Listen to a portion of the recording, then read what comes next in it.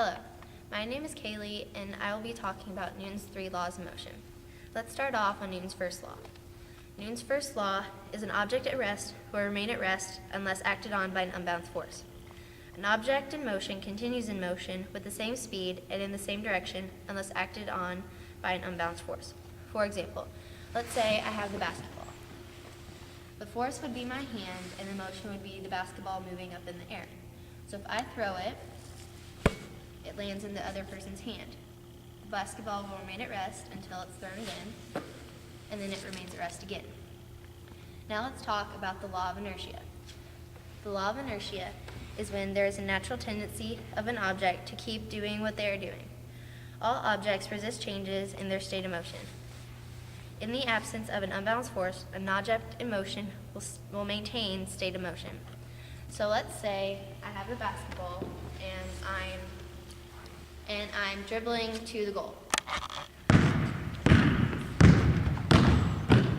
The law of inertia would be me stopping, and the inertia would be me wanting to keep moving forward. That's the law of inertia. Now let's start on Newton's second law. Newton's second law is acceleration is produced when a force acts on a mass. The greater mass of the object being accelerated, the greater the amount of force needed to accelerate the object. So let's say I have the basketball.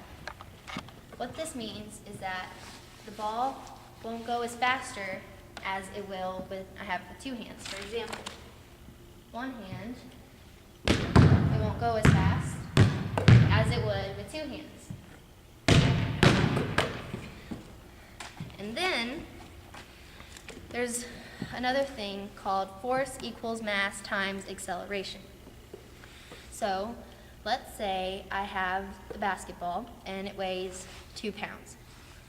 And I throw the ball about 10 meters per second square.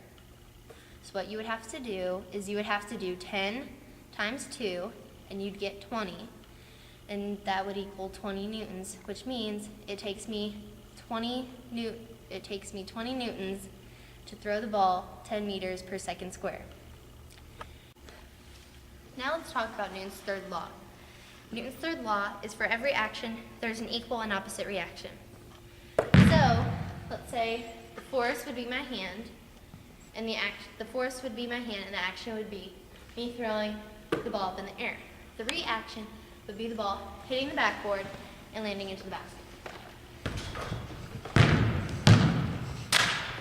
Thanks for watching. My name is Kaylee SMS, and I'll see you in Tennessee.